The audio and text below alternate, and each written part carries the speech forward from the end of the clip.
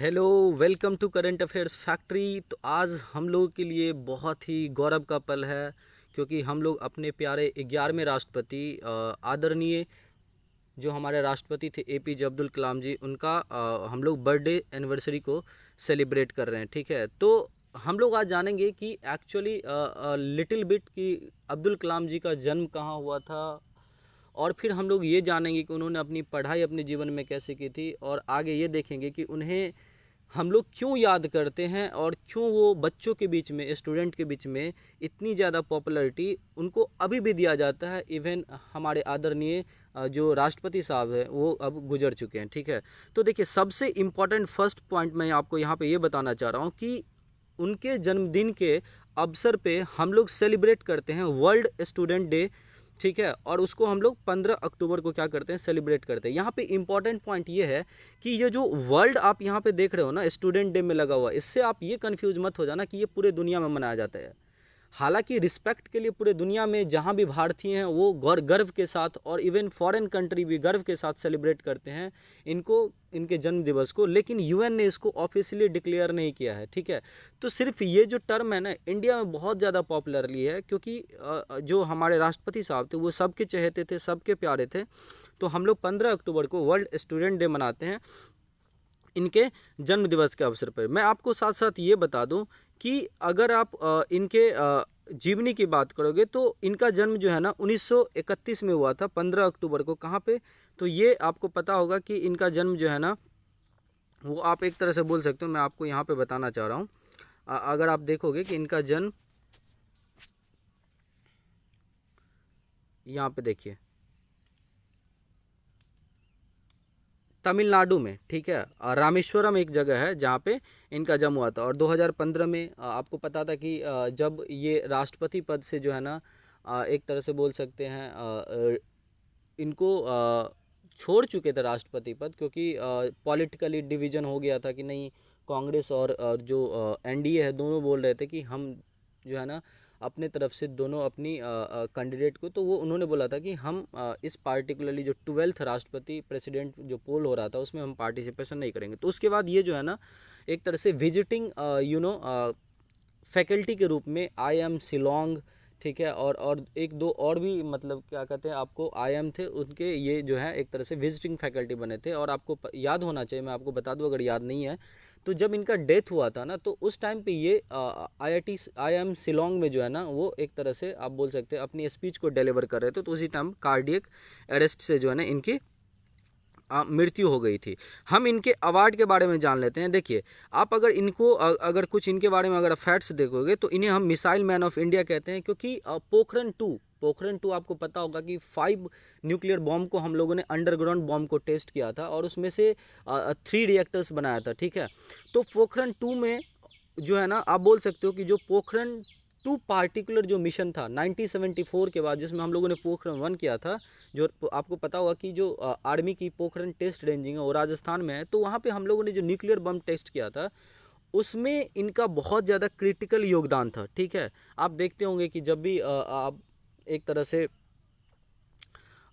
Photo आती है या इमेज क्लिक होता है 1998 का, ठीक है, तो जब भी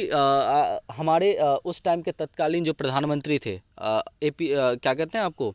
आदरणीय अटल बिहारी वाजपेयी जी, तो उनके साथ हमेशा जो है ना ये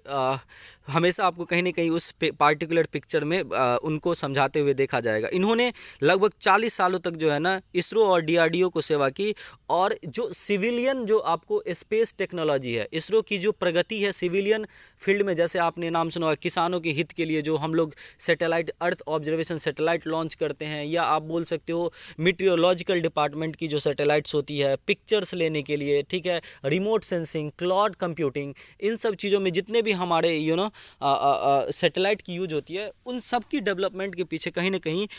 मिसाइल मैन ऑफ इंडिया का बहुत बड़ा योगदान था। तो ये जो चीज़ें हैं ना, हम उनको एक तरह से बोल सकते हैं कि हमारी ज़िंदगी को सुलभ बनाने में इनका योगदान कभी हम लोग नहीं भूल सकते हैं, क्योंकि ये जो है एक तरह से बिल्कुल लोगों के जीवन को जो है ना सुगम बना दिया था। ठीक है, यहाँ पे पोखरण 2 के बारे में आपको पता होगा कि 5 न्यूक्लियर बॉम्ब टेस्ट एक्सप्लोजन किया गया था 1998 में। ठीक है, और ये स्माइलिंग बुद्धा जो कंडक्ट किया था फर्स्ट, ठीक है, 1974। देखिए जो पोखरण 1 मिशन था ना, उसको हम लोग स्माइलिंग बुद्धा भी बोलते हैं। तो उस टाइम पे जब ये टेस्ट किया था तो अमेरिका जो है ना बहुत ज़्यादा गर्म हो गया था। तो इंटरनली प्रधानमंत्री जी जो तत्कालीन थे हमारे अटल बिहारी वाजपेयी जी, तो उनके ऑर्डर के साथ और सभी लोगों के सहमति के साथ हम लोगों ने अच्छे से एक तरह से बोल सकते उस टेस्ट को कंडक्ट किया। ठीक है, और फिर उसको हम लोगों ने नाम दिया ऑपरेशन शक्ति। तो आप याद रखिएगा 1974 की जो पोखरण 1 मिशन थी उसका नाम था स्माइलिंग बुद्धा, और जब यहाँ पे हम लोगों ने सेकेंड 1998 में 11 मई को किया तो उसे हम ऑपरेशन शक्ति के नाम से जानते हैं। ठीक है, और उससे भारत को एक तरह से आप बोल ये सकते हो कि शक्ति 1 से लेकर के शक्ति 5 तक 5 लगातार हम लोगों ने अंडरग्राउंड टेस्ट किया, और फिर दुनिया ने भारत की लोहा को माना। ठीक है, तो ये जो फैक्ट्स है ना आपको ध्यान में रखना है, क्योंकि कहीं ना कहीं क्या होता है कि जैसे अब ये बोलोगे कि इस बार जो वर्ल्ड स्टूडेंट डे मनाया जाता है, देखिए हालांकि जैसा मैंने आपको पहले ही बता दिया कि ये कोई वर्ल्ड वाइड नहीं मनाया जाता, लेकिन इनकी जो कंट्रीब्यूशन थी शिक्षा के क्षेत्र में बच्चों के रूप में जो है ना, ये हमेशा ये कहलाना पसंद करते थे कि हमें भाई राष्ट्रपति मत बताओ, हमें एक टीचर की तरह आप मानो। ठीक है, और इस बार का जो थीम है आप यहाँ पे देख रहे हो, the transformation of education begins with teachers. So क्या इम्पोर्टेंट, आप सोच के देखो कि कितनी अच्छी जो है ना, जैसे इनका एक दो एक्रोनिज्म में बहुत फेमस है। जैसे इन्होंने फेल को डिफाइन किया था कि जैसे बोला था कि if you fail never give up, because fail FAIL